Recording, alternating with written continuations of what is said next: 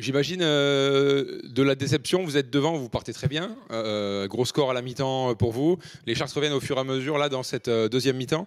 Bon, c'est la déception qui prime après avoir fait un bon début de s'écrouler un peu à la fin. Ouais, c'est surtout de la frustration parce qu'on avait super bien commencé le match avec une très très bonne première mi-temps. Venir marquer 50 points, il me semble, à Antibes qui était sur 3 grosses performances défensives. Il fallait le faire, c'est ce qu'on a fait. On était complètement dans le plan de jeu avec une défense agressive à base de communication et d'intensité. On forçait un peu à des tirs isolés d'Antibes. Ils n'arrivaient pas à trouver la solution. Et nous, à contrario, il y avait une grosse navigation dans la balle et une alternance qui a fait pêcher un peu Antibes.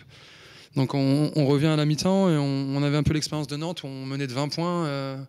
On n'avait pas du tout envie de reproduire le scénario. Malheureusement, voilà, on perd le match encore en deuxième mi-temps.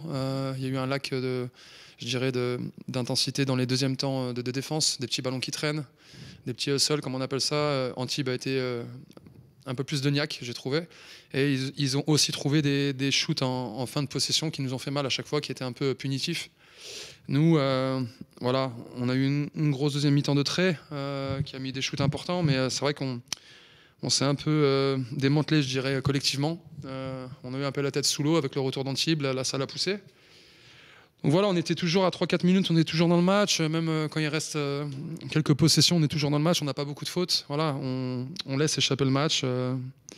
Ils ont géré le match. Je dirais que l'entrée d'Amselen, elle nous a coûté. Il a marqué des mains droites. Il a été assez pénible pour nous en attaque, j'ai trouvé. Et puis l'activité de Derksen nous a punis aussi.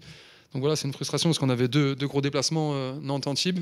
Le point positif, c'est que et à Nantes et ici, on garde le point d'avérage qui sera important pour la course au play-off.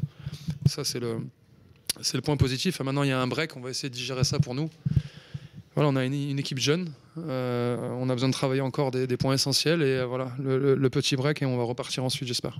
Coach, on en parlait avec votre joueur juste avant. Il nous disait que c'était un peu la frustration qui prédominait ce soir du fait du scénario du match où vous menez une grande partie du match et où Antibes passe devant et qui rappelle un petit peu le scénario de Nantes aussi.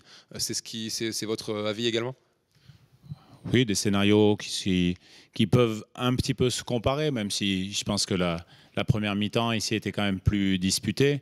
Et finalement, dans la deuxième mi-temps, le score se resserre assez vite. Après, il y a un combat, un mano à mano des deux équipes. Et on a été un petit peu court au moment où la bataille est montée d'un cran. Il y a quelques ballons qui, je pense, n'appartiennent à personne au cœur de la raquette, qui sont récupérés par Antibes, qui nous font mal, puisqu'ils marquent à la fin de ces possessions-là. Et puis nous, de l'autre côté, on a fait preuve aussi d'un petit peu de fébrilité dans les finitions sous le cercle.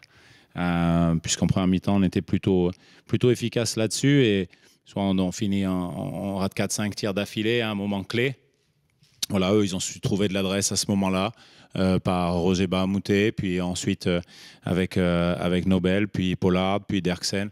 Donc finalement, au meilleur moment, ils ont 5 tireurs différents qui s'expriment. Donc à ce moment-là, on a peiné pour suivre le rythme sur le scoring.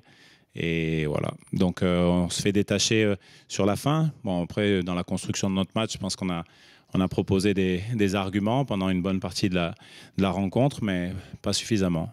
Justement, comment expliquer cette différence? En première mi-temps, vous marquez 50 points, ce qui est énorme à Antibes, surtout qui est quand même connu pour sa défense référencée, où là, vraiment, on voit que vous mettez à mal cette défense pendant toute une mi-temps. Et au retour des vestiaires, dès le troisième quart-temps, c'est plus compliqué. C'est quoi, selon vous, vraiment, sur quoi ça s'est joué, là, cette grosse différence entre les deux mi-temps?